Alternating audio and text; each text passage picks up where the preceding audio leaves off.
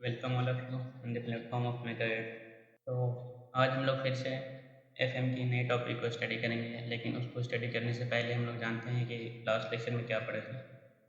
तो last lecture में हम लोग बेसिकली सरफेस टेंशन के ऊपर स्टडी किया था और उसमें देखा था कि सरफेस टेंशन की बेसिक प्रॉपर्टीज़ क्या है, सरफेस टेंशन होने का या उस जो अपीयरेंस हो रही है, जो एग्जिस्ट हो रहा है, उसके मेन कॉज क्या है। फिर उसमें देखा था सरफेस टेंशन है किस बॉडी के ऊपर लग रही है तो उसकी शेप स्फेरिकल शेप में ही क्यों आती है। तो आज की हम लोग लेक्चर स्टार्ट करते हैं गैस प्रेशर को लेकर। तो चलो शुरू करते हैं।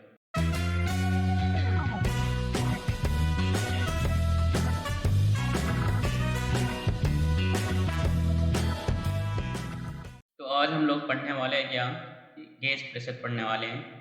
अब इस गैस प्रेशर को पढ़ने के लिए पहले हमें समझना पड़ेगा कि इसकी यूजेस कहाँ पर हैं। तो जनरली हम लोग जब भी टरबाइन को स्टडी करते हैं या टरबाइन के ऊपर काम करते हैं तो वहाँ पर हम लोग प्रेशर जब कैलकुलेशन करते हैं तो वहाँ पर हमें गैस प्रेशर का कैलकुलेशन करना पड़ता है, क्योंकि हम लोग जानते हैं कि बॉयलर के अंदर जब बॉयलिंग होती है स्टीम की तो वहाँ पर बबल्स का फॉर्मेशन होगा और बबल्स की फॉर्मेशन होने की वजह से क्या होता है कि वहाँ पर कैविटेशन फॉर्म होता है। तो इन सब चीज़ों को वहाँ पर हम लोग एनालिसिस करते हैं अगर प्रैक्टिकल लेवल पर बात करें तो। तो अब हम देखेंगे कि उस बबल्स के अंदर इनसाइड जो होगा वो कितना प्रेशर होगा, जो उस प्रेशर को ही हम लोग जो मेजर करेंगे ना, उस प्रेशर की हेल्प से हम लोग मालूम कर सकते हैं कि उस बबल्स के अंदर इनसाइड प्रेशर कितना एक्ट हो रहा है। या फिर हम लोग अगर गैस प्रेशर को कैलकुलेशन करेंगे तो गैस प्रेशर क्या बताती है कि एटमॉस्फेयर के रेफरेंस में या एटमॉस्फेयर के रिस्पेक्ट में किसी भी बॉडी पर कितना ज़्यादा प्रेशर एक्ट हो रहा है। अगर हमारी गैस प्रेशर पॉजिटिव में है मतलब ये है कि एटमॉस्फेयर से उतनी ज़्यादा प्रेशर उस बॉडी के ऊपर एक्ट हो रही है। अगर निगेटिव में है मतलब एटमॉस्फेरिक प्रेशर से वो उसके उस बॉडी के अंदर या उस इनसाइड द बॉडी या उस बॉडी के ऊपर जो प्रेशर एक्ट हो रहा है वो कम है। तो हमारी गैस प्रेशर पॉजिटिव भी हो सकती है और निगेटिव भी हो सकती है। तो निगेटिव होने का मतलब है कि लेस देन एटमॉस्फेरिक प्रेशर होगा और पॉजिटिव होगा मतलब कि एटमॉस्फेरिक प्रेशर से ज़्यादा होगा।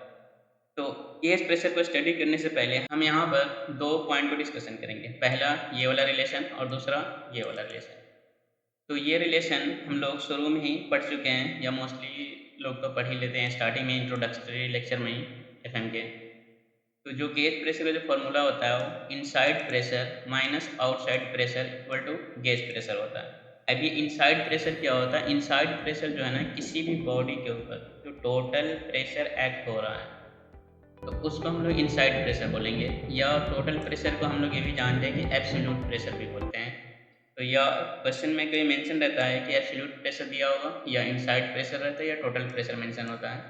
तो उस केस में हम इन तीनों में से कोई भी दिया होगा उसको हम लोग क्या मानेंगे, इनसाइड प्रेशर मानेंगे। अब उसको हम लोग आउटसाइड प्रेशर से अगर डिफरेंस कर रहे हैं तो हमें क्या मिल जाएगा, गैस प्रेशर। अब ये आउटसाइड प्रेशर क्या है इसको जरा समझो। आउटसाइड प्रेशर जनरली हम लोग एटमॉस्फेरिक प्रेशर को कंसीडर करते हैं, तो हमें आउटसाइड प्रेशर को एटमॉस्फेरिक प्रेशर ही मानना है। तो इस रिलेशन की हेल्प से ही हम लोग आज की इस लेक्चर में जितने भी डेरिवेशन करेंगे दो तीन है सबको इसी रिलेशन की हेल्प से ही डराइव करेंगे।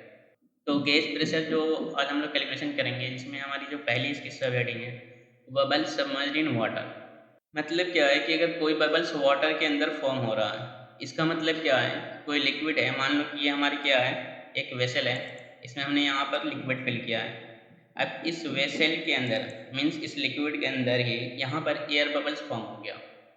तो अब एयर बबल्स फॉर्म हो गया मतलब क्या है कि यहाँ पर ये जो बबल्स के इनसाइड प्रेशर है वो इसके सराउंडिंग या आउटसाइड प्रेशर से ज़्यादा होगा, तभी तो यहाँ पर क्या होगा, ये बबल्स का फॉर्मेशन होगा। क्यों, क्योंकि ये प्रेशर ज़्यादा नहीं होगा तो फिर ये जो सराउंडिंग में जिसका जो फ्लूइड है या जो लिक्विड है ये इसको डिस्प्लेस कर ही नहीं पाएगा।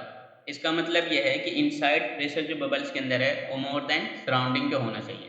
तो ये जो बबल्स हैं लिक्विड के अंदर यहाँ पर फॉर्म हो रहा है, हमने यहाँ पर वाटर ही कंसीडर किया। तो इस केस में जो फॉर्मूला इसका आता है कि इस बबल्स के अंदर या इस बबल के ऊपर गेज प्रेशर कितना एक्ट हो रहा है, तो उसको हम लोग डराइव करने के लिए फॉर्मूला यूज़ करेंगे four sigma by D. Last lecture में हमने डील किया था कि सिग्मा जो है सरफेस टेंशन को रिप्रेजेंट करेगा और ये जो डी है ना ये हमारी जो बबल्स फॉर्म हो रही है ये स्फेरिकल शेप में ही होगा।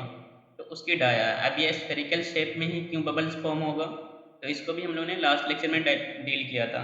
ये सरफेस टेंशन की वजह से ही जो यहाँ पे बबल्स फॉर्म होगी वो मोस्टली जो स्फेरिकल शेप नहीं होती है। अब ये रिलेशन आया कैसे, इन रिलेशन की तरफ डेरिवेशन कब हम लोग देखते हैं। तो डेरिवेशन को देखने से पहले हम लोग इस फिगर को समझते हैं। तो यहाँ पर ये जो यहाँ पर डायग्राम बनाया गया, ये स्फेरिकल बॉडी है। अब इसको हमने क्या किया कि कटिंग पार्ट दिखा, ये अपर पार्ट है और ये लोअर पार्ट है। अब इसको कटिंग इसलिए किया ताकि हमें यहाँ पर सही तरीके से सरफेस टेंशन का जो फंडामेंटल है वो समझ में आ पाए यहाँ पर। तो हमने जब इसको कटिंग किया तो जो सरफेस टेंशन एक्ट हो रहा है इस बॉडी के ऊपर, यहाँ पर इस सरफेस के ऊपर, ये चारों तरफ एरो दिखा रहा है, ये सारे सरफेस टेंशन को रिप्रेजेंट कर रहा है। तो इस सरफेस पर क्या हो रहा है कि सरफेस टेंशन एक्ट हो रहा है। तो अब यहाँ पर इसी कॉन्सेप्ट को लेकर के हम यहाँ पर क्या करेंगे, इसकी हेल्प से पेरीमीटर निकालेंगे, जिससे हम लोग ये डेरिवेशन फाइंड आउट कर पाएंगे। तो हमने क्या किया कि इस डेरिवेशन को निकालने के लिए हमने यहाँ पर फोर्स को क्या कर दिया, बैलेंस कर दिया। जैसे हमें यहाँ पर इक्विलिब्रियम मेंटेन करके रखना है, तो हमने क्या मान लिया कि जो सरफेस टेंशन फोर्स होगी, वो जो फोर्स एक्ट होगी किसकी वजह से, प्रेशर की वजह से, वो दोनों आपस में इक्वल होगी। ये मतलब हमने बैलेंस कर दिया। तो इसकी हेल्प से sir means surface tension force की हेल्प से और प्रेशर फोर्स की हेल्प से हमने जब अपनी डेरिवेशन को आगे और फॉरवर्ड किया तो हमें ये रिलेशन मिला। जैसे हम लोग जानते हैं कि सरफेस टेंशन फोर्स क्या होता है, वो सरफेस टेंशन इनटू पेरीमीटर। अब ये पेरीमीटर हमने पाई डी क्यों लिया, इसको समझने के लिए हमने यहाँ पर इस फिगर को कट किया, क्योंकि यहाँ पर सरफेस टेंशन क्या हो रहा है, ये सर्कुलर बाउंड्री पे एक्ट हो रहा है ना। तो हमने लास्ट लेक्चर में क्या डील किया था कि जितने लेंथ तक सरफेस टेंशन एक्ट होगा वो सारे लेंथ को हम लोग कैलकुलेशन में कंसीडर करेंगे। तो एक सर्कल के पेरीमीटर का फॉर्मूला होता है पाई डी, इसलिए यहाँ पर ये पाई डी आया। बाकी प्रेशर के केस में जो हमारे यहाँ पर आ गई प्रेशर के लिए फॉर्मूला, तो यहाँ पर हम लोग जो प्रेशर लेंगे वो गेज प्रेशर लेंगे, एब्सोल्यूट प्रेशर नहीं लेंगे, क्योंकि हम लोग यहाँ पर किसके ऊपर कंसिडर स्टडी कर रहे हैं, गेज प्रेशर को लेकर के, मीन्स एटमॉस्फेरिक प्रेशर को हम लोग इग्नोर कर रहे हैं। तो यहाँ पर गेज प्रेशर रखा और एरिया, मतलब जिस भी एरिया पर ये एक्ट हो रहा है, तो हमारे जो ये प्रेशर एक्ट हो रही है ये एक सर्कुलर बाउंड्री के ऊपर एक्ट हो रही है, इसलिए इस केस में जो एरिया का फॉर्मूला होगा पाई/4 डी स्क्वायर होगा।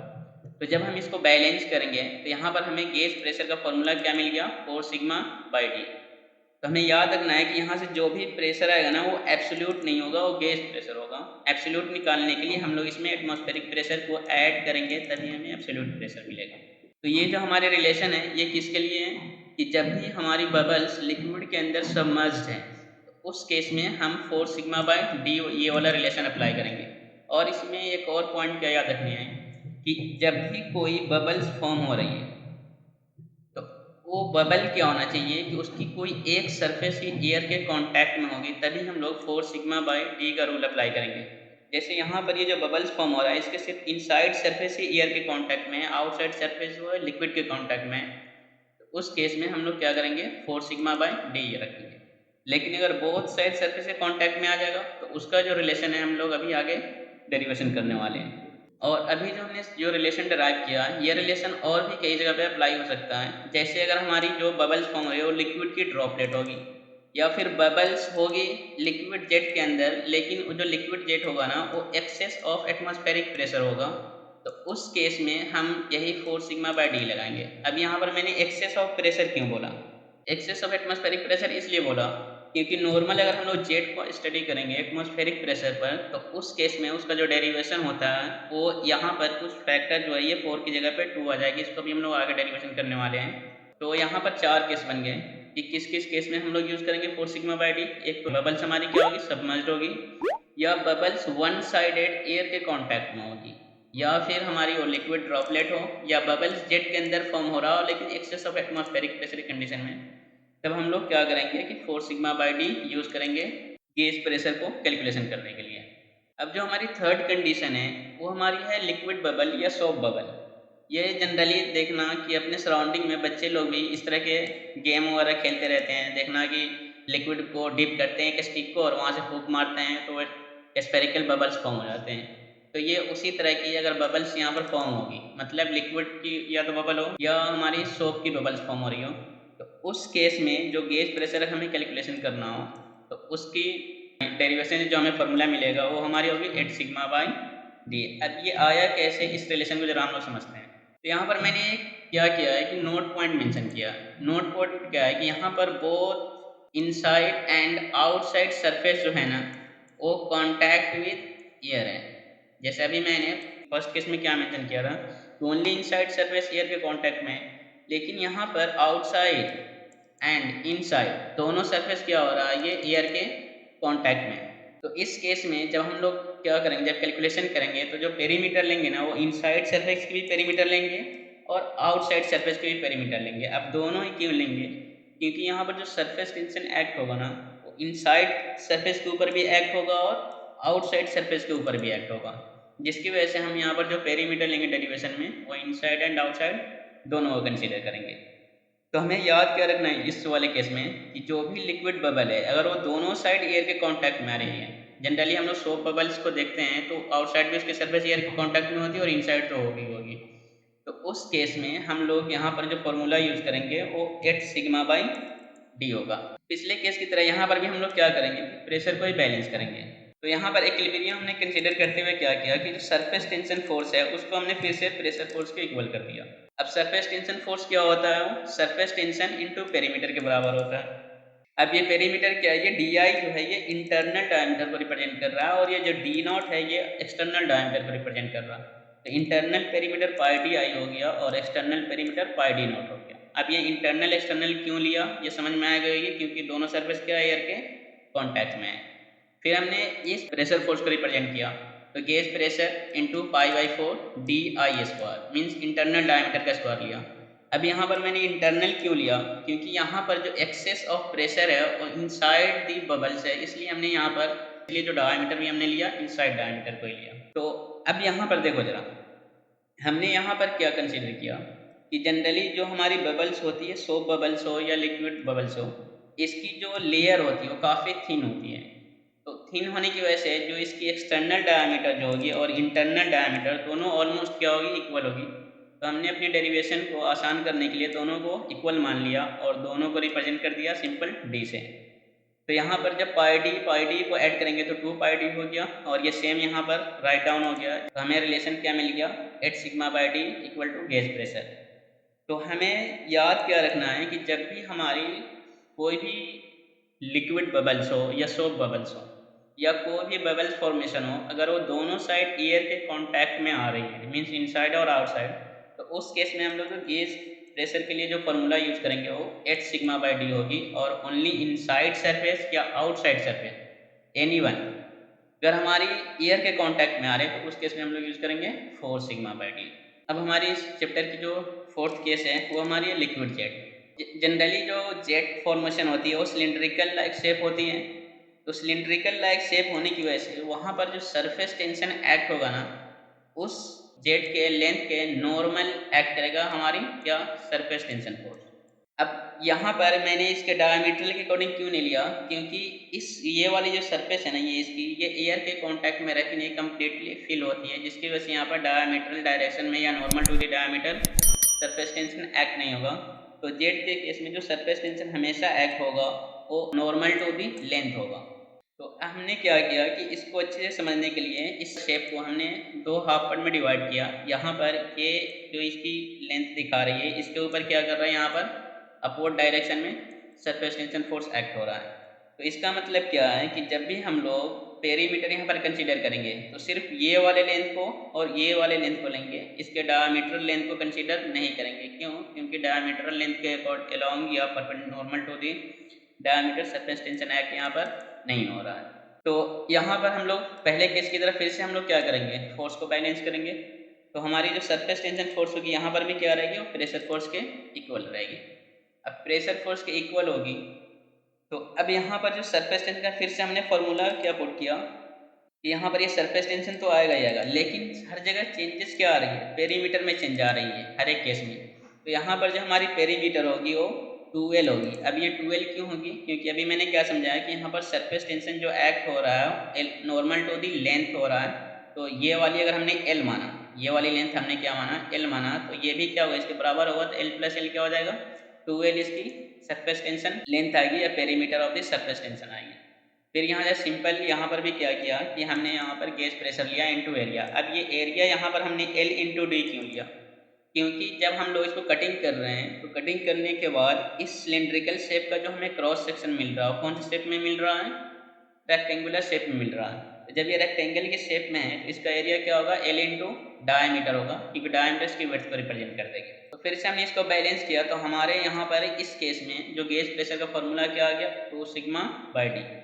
तो जेट में हमें कंफ्यूज नहीं होना है। जेट प्रेशर के केस में अगर हमारी एक्सेस ऑफ एटमॉस्फेरिक प्रेशर होगी तो उस केस में हम लोग जो फॉर्मूला यूज़ करेंगे वो 4 सिग्मा बाई डी यूज़ करेंगे। अगर normal to the atmospheric pressure हुआ तो उस केस में हम लोग गेज प्रेशर के लिए फॉर्मूला यूज़ करेंगे 2 सिग्मा बाई डी।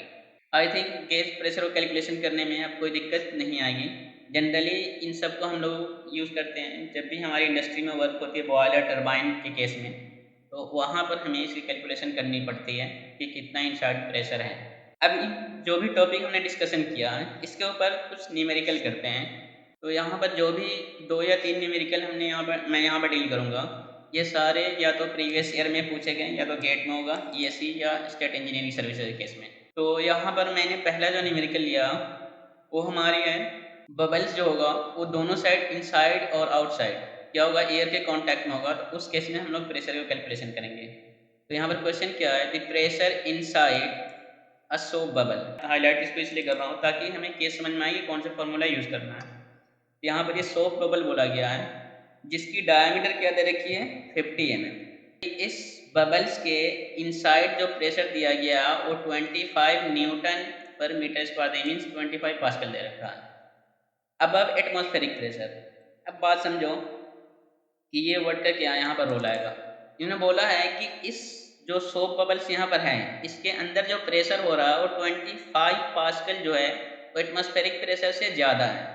तो अभी हमने क्या यहाँ पर देखा था कि हमारी जो गैस प्रेशर है, मैंने स्टार्टिंग में क्या बोला था कि जो हमारी यहाँ पर गैस प्रेशर है वो क्या रिप्रेजेंट कर रही है कि अगर वो पॉजिटिव में हो तो वो दिखाती है कि एटमॉस्फेरिक प्रेशर से कितना ज़्यादा है, यही दिखाया गया था। तो यहाँ पर एक्चुअली ये जो 25 पास्कल जो वैल्यू दे रखा है ना, ये हमारी गेज प्रेशर ही दे रखा है, इसलिए हमें लैंग्वेज को समझना पड़ेगा। इसको हमें एब्सोल्यूट या इनसाइड प्रेशर हमें नहीं मानना है। ये अबव द एटमॉस्फेरिक बोला गया मतलब ये हमारी गेज प्रेशर दे रखी है। अब इन्होंने बोला क्या है कि हमें सरफेस टेंशन बताओ कितनी आएगी इसकी। तो सिंपल हम लोग क्या करेंगे कि हमें प्रेशर गेज प्रेशर दे दिया गया है और हमें सरफेस टेंशन निकालना है और बबल्स की साइज भी दे रखी है, मीन्स डायमीटर उसकी दे रखी है। तो अभी जो मैंने यहाँ पर बताया वही फॉर्मूला यहाँ पर मैंने रिप्रेजेंट किया है। इनसाइड माइनस आउटसाइड क्या रिप्रेजेंट कर दिया, गैस प्रेशर ही, तो 25 पास्कल के बराबर हो जाएगा। यहाँ पर थोड़ा हमें यूनिट को बैलेंस करना पड़ेगा क्योंकि हमारी जो यहाँ पर प्रेशर दे रखी है वो स्टैंडर्ड यूनिट में मीन्स पास्कल में है। तो हमें क्या करना पड़ेगा कि इसकी डायमीटर को भी हमें मीटर में कन्वर्ट करेंगे, तभी हमारी जो सरफेस टेंशन की जो वैल्यू आएगी स्टैंडर्ड यूनिट में आएगी। तो हमने को क्या किया, मीटर में कन्वर्ट कर दिया, तो यहाँ पर 0.050 मीटर में आ गया। अब जब इस वैल्यू को यहाँ पर पुटिंग करेंगे तो हमें सरफेस टेंशन की वैल्यू क्या आ जाएगी, 0.156 न्यूटन पर मीटर।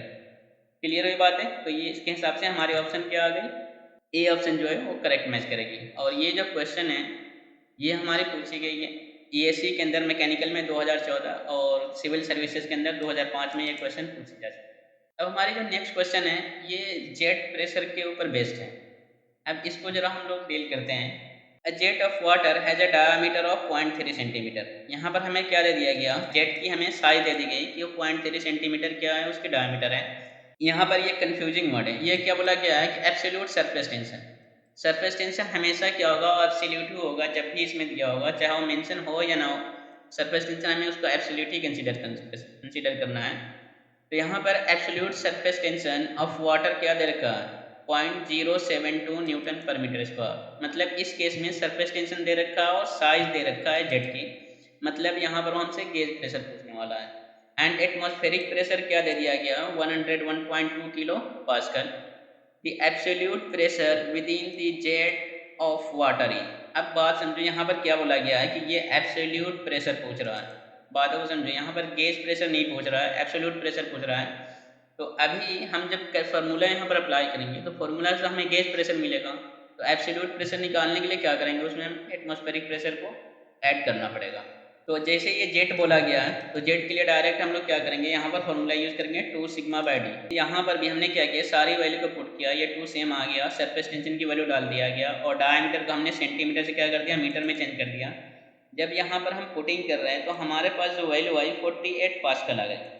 अब यहाँ पर हमारी एटमॉस्फेरिक प्रेशर किस में दे रखी है, किलो पास्कल में। तो फिर से हमने क्या किया है कि इसको किलो पास्कल में चेंज कर दिया गया, तो हमारे पास मिल गई 0.048 किलो पास्कल, हमारे पास गैस प्रेशर आ गया। लेकिन क्वेश्चन में पूछा गया एब्सोल्यूट प्रेशर, तो एब्सोल्यूट प्रेशर में क्या करेंगे कि ये दोनों को हम लोग क्या कर देंगे, यहाँ पर ऐड कर देंगे, तो हमें एब्सोल्यूट प्रेशर मिल जाएगी। तो वही यहाँ पर हमने क्या किया कि एब्सोल्यूट प्रेशर लाने के लिए दोनों को जब ऐड किया तो हमारे पास क्या आ गई वैल्यू 101.248, जो हमारी ऑप्शन सी मैच कर दे। तो आज के लेक्चर में इतना ही। आई थिंक टॉपिक समझ में आ गया होगा कि जो हमारी गैस प्रेशर है उसका मेन यूज़ क्या है और इसकी कैलकुलेशन किस हिसाब से करेंगे।